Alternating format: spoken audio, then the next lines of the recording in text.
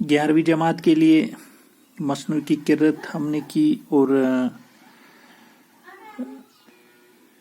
مصنوعی سحر البیان کی قرت ہم نے کی اور اس کی تشریح بھی ساتھ ساتھ کی، اشعار کی اور اس کا خلاصہ بھی، جو پوری کہانی حالانکہ اس کا ایک حصہ یہاں پہ کچھ مختصر حصہ آپ کے سیلبس میں۔ بہرحال ہم نے کچھ سوالات کی اور قرت بھی کی۔ اب ہم دوسرے سوالات پر آتے ہیں۔ پہلا سوال، چونکہ میر حسن کے حالات زندگی اور مصنوعی سے متعلق ہیں، جو کچھ سوالات پہلے ابتدائی تو وہ ہم نے کیے ہیں۔ مصنوعی کی تعریف وہ میں نے پہلے PDF نوٹ میں اپلوڈ کیے تھے، اس کی تاریخ پر بھی تھوڑی مختصر روشنی ڈالی تھی، اور حالات زندگی میں کبھی کبھی اس میں کچھ لیکچرز میں اپلوڈ کرتا ہوں جہاں پہ گنجائش ہوتی ہے، اور وہ آپ کتاب سے بھی پڑھ سکتے حالات زندگی، تو حالات زندگی آپ پڑھ سکتے ہیں۔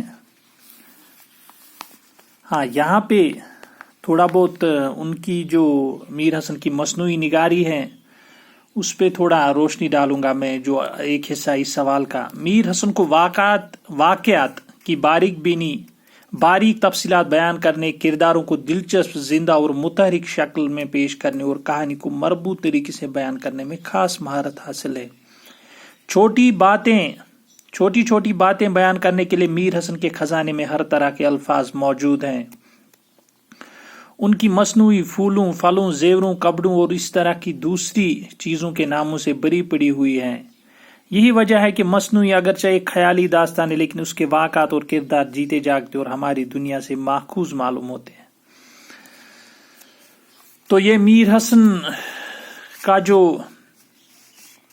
فن پر کچھ لائنیں اس کے لیے الگ نوٹ بھی آپ پڑھیں گے جو میں نے اپلوڈ کیا ہے، وہ بھی آپ پڑھ سکتے ہیں، اور وہ 12ویں جماعت والوں کے لیے بھی ہیں اور وہ 11ویں جماعت والوں کے لیے بھی ہیں، وہ بھی آپ دونوں کے لیے۔ حالانکہ یہاں پہ زیادہ چونکہ 12ویں جماعت میں دیا کول کی مصنوعی کا حصہ شامل ہیں، جو گلزار نسیم، یہاں پہ میر حسن، چونکہ اس حساب سے یہاں اس کی زیادہ اہمیت ہے 11ویں جماعت والوں کے لیے، جو میر حسن کی مصنوعی نگاری ہیں، شاید وہ پوچھا جائے، حالانکہ وہ کوشچن جو ہے 12ویں جماعت میں بھی پوچھا گیا ہے۔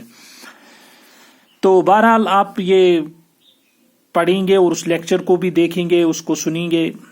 ایک اور سوال، سحر البیان اردو ادب کی شاہکار مصنوعی، اس مصنوعی کے شامل نصاب حصے کو مد نظر رکھ کر سحر البیان کی خصوصیات بیان کیجیے۔ سحر البیان بھی کئی جگہ لکھا ہوتا ہے، سحر البیان بھی۔ تو جو مد نظر حصہ، یہ پوری مصنوعی نہیں، اتنی نہیں ہے، میں نے بار بار آپ کو کہا متعدد بار کہ مصنوعی کا تھوڑا حصہ، یہ مصنوعی شاید 100-150 صفحے پر ہے یا اس سے زیادہ، یا کچھ مصنوعیاں 300 صفحے، حالانکہ داستانیں تو ہزاروں صفحے پر ہوتی ہے۔ تو اس کے کچھ مطلب بند یہاں پہ یا کچھ اشعار اس میں شامل ہے آپ کے نصاب میں، انہی کی تشریح کرنی، ان کی خصوصیات بیان کرنی ہے مصنوعی سحر البیان اس تناظر میں۔ جواب اس کا، میر حسن کی مصنوعی سحر البیان ایک شاہکار ہے، یہ میر حسن کے ایک باکمال مصنوعی نگار ہونے کا کافی ثبوت ہے۔ نصاب میں شامل مصنوعی کے حصے کا مطالعہ کرنے سے ہمیں محسوس ہوتا ہے کہ میر حسن منظر کشی کا حق ادا کرتے ہیں۔ وہ جب کوئی منظر کھینچتے ہیں تو اس کی پوری تصویر آنکھوں کے سامنے آ جاتی ہے۔ تصویر کھینچتے وقت میر حسن جزیات نگاری کی طرف خاص دھیان دیتے ہیں۔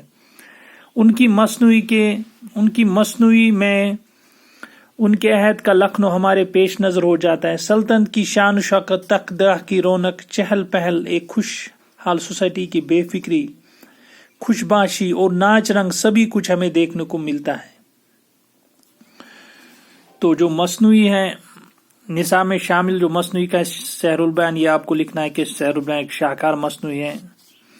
کم سے کم اگر آپ یہ بھی نہیں لکھ پائے، کم سے کم یہ لکھیں کہ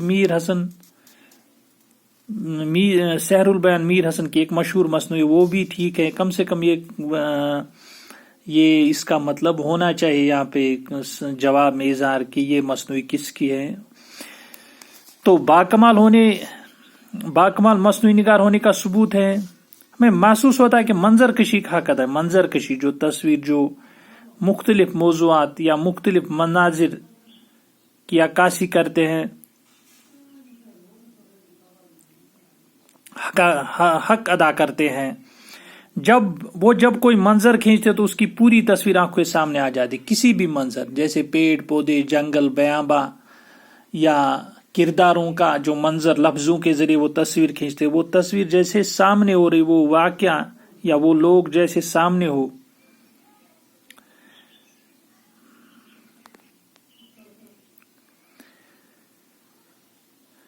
तस्वीर खींचते वक्त मीर हसन जुजियात निगारी की तरफ खास ध्यान देते हैं। जुजियात, छोटी छोटी बातों का उस तरह जिक्र करना बड़ी खूबसूरती से अल्फाज के जरिए।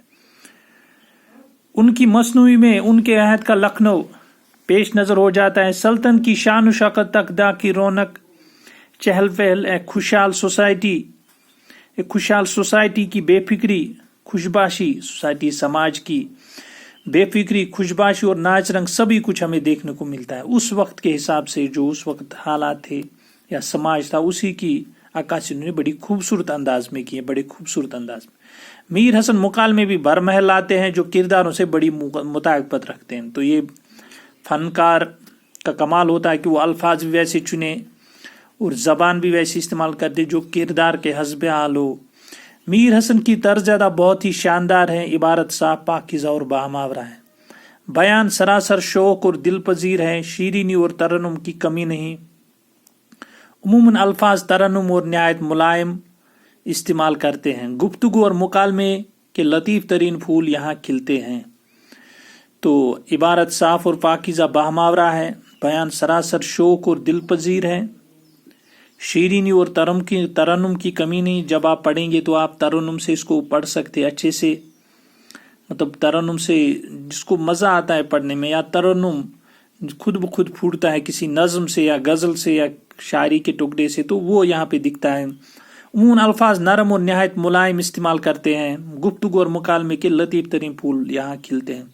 मुश्किल अल्फाज नहीं, साफ अल्फाज, नरम अल्फाज या नहायत मुलायम अल्फाज, यहाँ से मुराद कि ज़्यादा मुश्किल अल्फाज नहीं, फ़ारसी या अरबी के अल्फाज, बल्कि देसी अल्फाज या जो आसान, अगर फ़ारसी अरबी से भी लेकिन आसान हो, जो जिनका रिवाज हो, वो अल्फाज इस्तेमाल करते हैं जो क़ारीन आसानी से उसको ग्रैब कर सके या उससे महजूज हो सके इस मसनूई से। शुक्रिया।